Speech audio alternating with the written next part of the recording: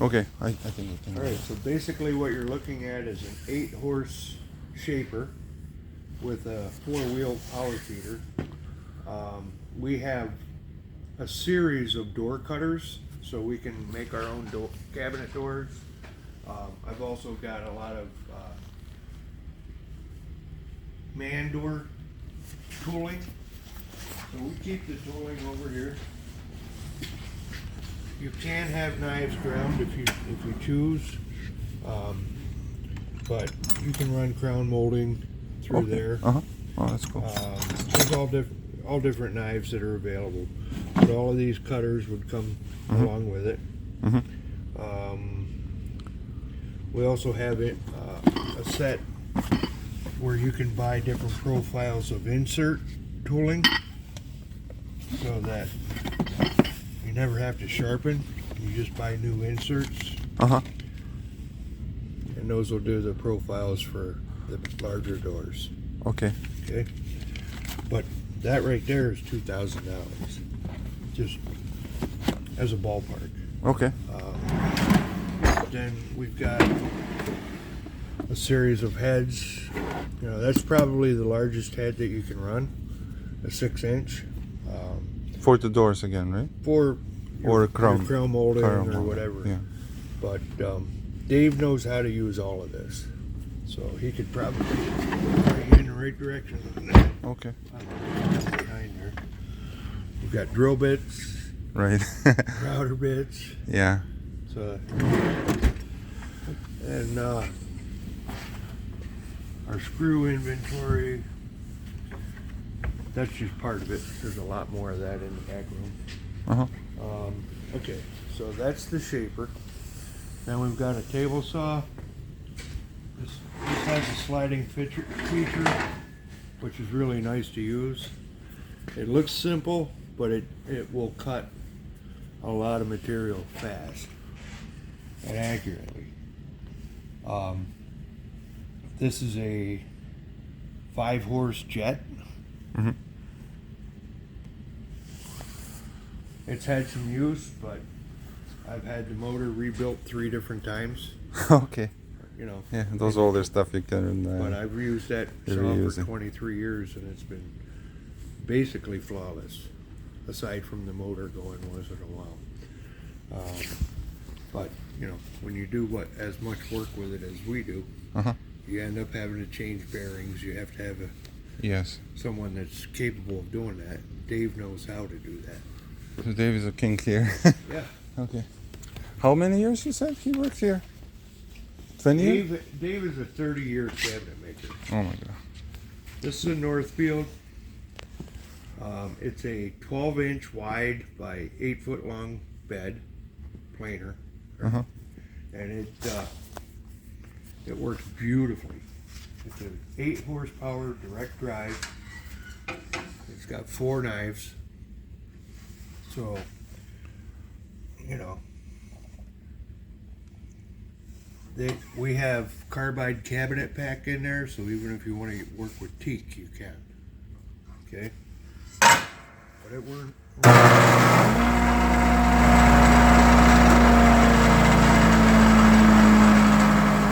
20 years ago, I bought this, $800, and I had the motor all rewound and everything in it. And, you know, this is the workhorse. Then I've got this. This is a planer. It's a 2-speed planer. It'll do either 20 or 60 feet per minute. It's also a 4-head with carbide knives in it. It'll open up to 8 inches, and it's 2 foot wide. It's a beast.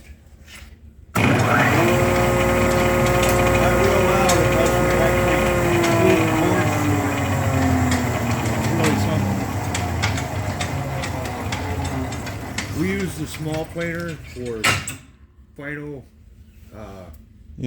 cuts, and I've always liked the DeWalt. I think they work really nice. They're relatively inexpensive. You can replace that for $600, Right. and it does a nice job. 13-inch wide, And the knives for that are inserts, so you don't sharpen them, you just buy new ones. Okay. Okay? And this is a forklift that comes with it, or? Yep. Yeah. Okay. Yep, that's about a 1970 Clark 4-cylinder Ford. It'll go up probably 30 feet. It picks up roughly 5,000 pounds. So picking up a pack of lumber is no problem at all. Right. It starts real well. We try to park it inside here because if you put it outside, it kills the battery too fast. Right. It's got a very small battery for what it is. So Got an edge sander with a tilting head that works pretty well. It has a spindle attachment for the end. So Okay. yeah, that is a lathe from the 1890s. It originally was. It was built outside of my hometown in Montgomery, Pennsylvania. And it's a 4-speed direct drive lathe that'll open up to 6 feet. So you can turn your own spindles, and I've also got a duplicator for it. That sits over in the corner there, where you see that black box with the chain. That has a stylus, so you can put a pattern on it. You can follow your pattern, and it'll work pretty well for you. This is another table saw. Yep. This is a Grizzly 5-horse. We use this mainly for doing our dados, and when we're cutting large lumber and doing a lot of resawing, we'll start the resawing with this, and then we finish it with the bandsaw. Right. The bandsaw is a 16-inch. It's got a 220 motor on it, so it has more power than you know what to do with. We've also got resaw blades for it that are really quite expensive. We were running blades that were up to 2 inches wide on there. So. Oh, this is wide. Okay. Yeah, you've got to be really careful setting it up and getting it just right. But this is a beast of a machine. It really works well. And it'll open up so far.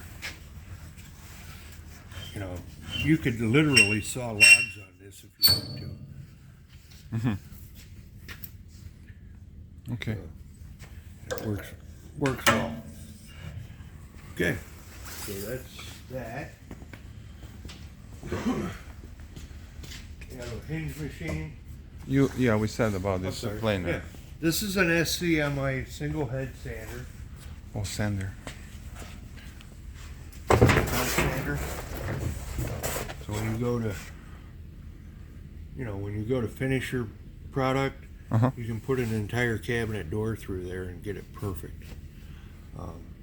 It runs very well. It'll open up to as far as 6 inches. And it's got 2 feed speeds. We usually only use the lower one because we're looking to get a nice feed rate. Okay. Basically, So Scott, who is maintaining all of these machines? Dave, or you have some other technicians, I've been or you were there? I've been doing most of the maintenance, Okay. the major stuff. But Sean is very capable and has done the electrical work. Right. But the Hermance Machine Company they're down in Williamsport, Pennsylvania, and they have techs that'll come out. Okay.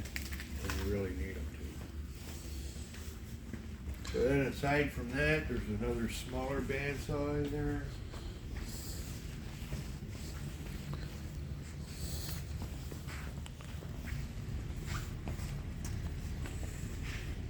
Now this is just a 16 or a 6-inch bandsaw.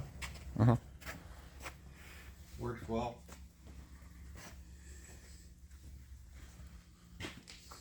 Got the chop saw. This would be a part. Oh, this is like a that, Yeah, I have that one. Yeah, there you go. Got a drill press. Uh-huh. We use this machine when we're doing face frames. This is To something cut you the built. notches so that the beading Uh-huh. can come together on a nice cut. Matter of fact, I think we. This is what we use that for. Oh, I see. Looks like a router It work makes with. that cut for us Mhm. and comes in and makes that cut. Right. Yeah. And for the so that's for the edges. Like if you want this kind of finer work on the cabinetry, on the doors and drawers, you mentioned the router bits, but where do you have the router or something or? There's one. Oh, this is. Oh, I didn't even see. Everything's set up by. So it's a small one. Though. Okay. We've Okay. got a series of routers actually.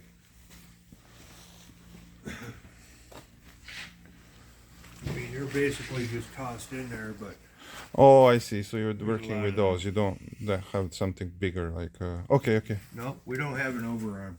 I Okay. wish we did. Yeah. For line boring, we just use this machine.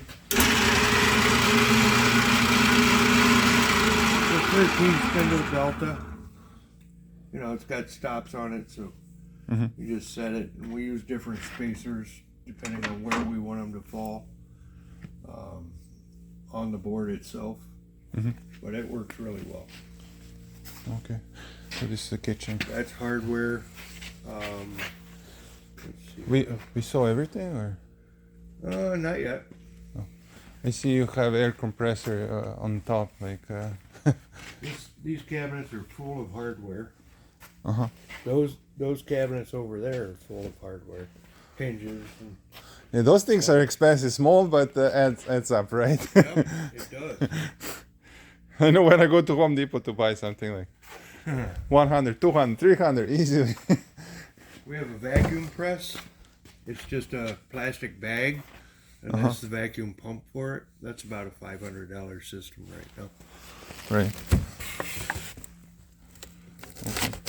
Okay.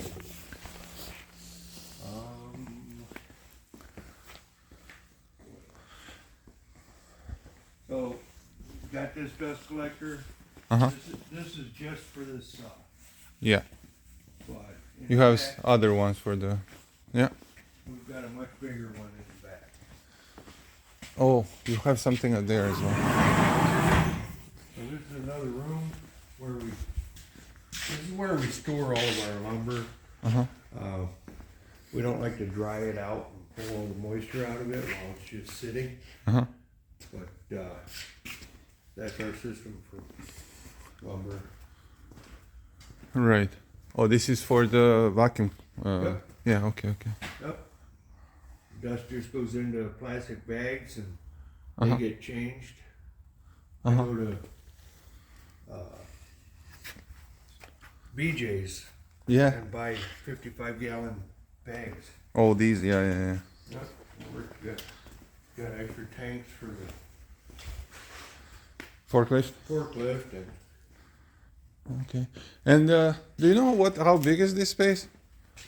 yeah, it's 4,600 square feet. Okay. And is there like a lease or something on it, or how? A lease?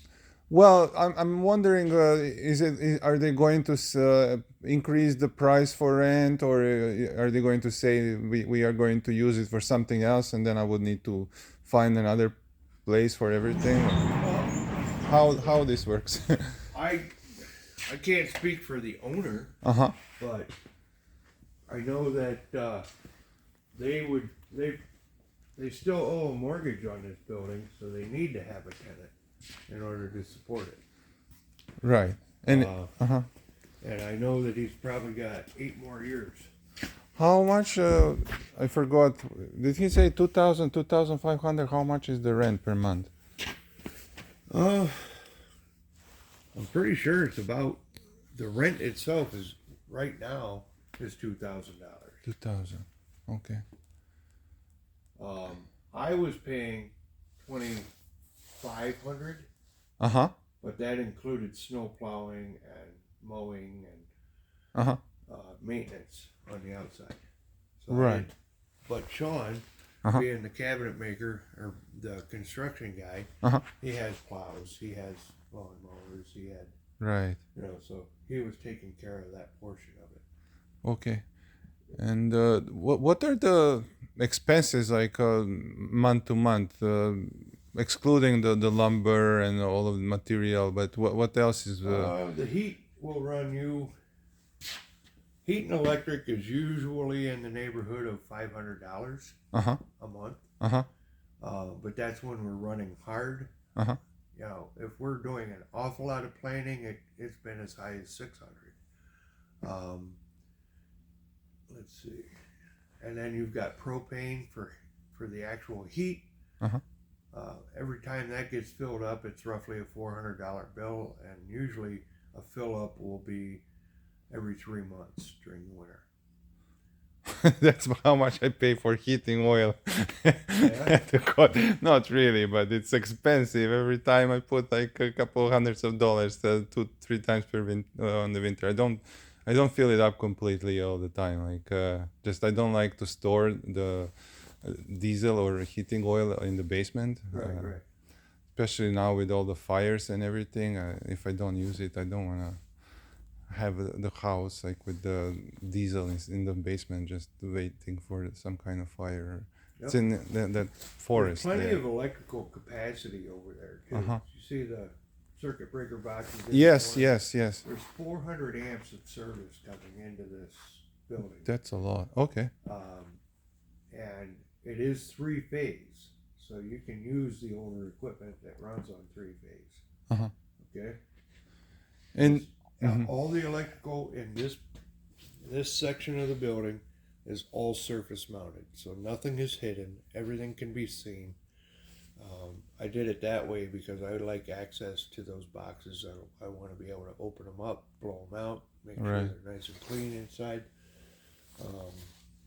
and do an inspection at least once a year. I have an electrician come through and just look everything over because we're drawing big current. And, yeah. You know, you want to be careful. And do you? I don't know if you want to share, but for Dave, like what expenses like you have salary and then He has a salary. and then any benefits or whatever. No benefits. Okay. Just his salary, which is about $60,000 to $65,000 a year. Okay. All right. Okay. So that's pretty much it, Scott, or? Well, come over here. Oh. This isn't our. This side is not our equipment, but once cabinetry is built, you have the option of using this guy to do your painting or finishing. Oh, different. Oh, cool. So you work together then. Yeah. And he's got a spray booth. Uh-huh. DJ is a painting business. Uh-huh. They paint house interiors, exteriors, Right. deck staining, power washing. You name it. That works nicely with this business cabinetry, right? Yeah. Well, basically, Work together. when this building started, the current owner and I bought this building 50-50. Ah. And Oh, so you are basically renting this too. You are the owner. I owned it when I ran the business. Oh, but you. Up until 2015, I owned the building Oh, I see. 50-50. And then my partner, the guy that runs this business, bought me out. Okay. Okay. And then Okay. I rented from him for 3 years and then closed it. Sold.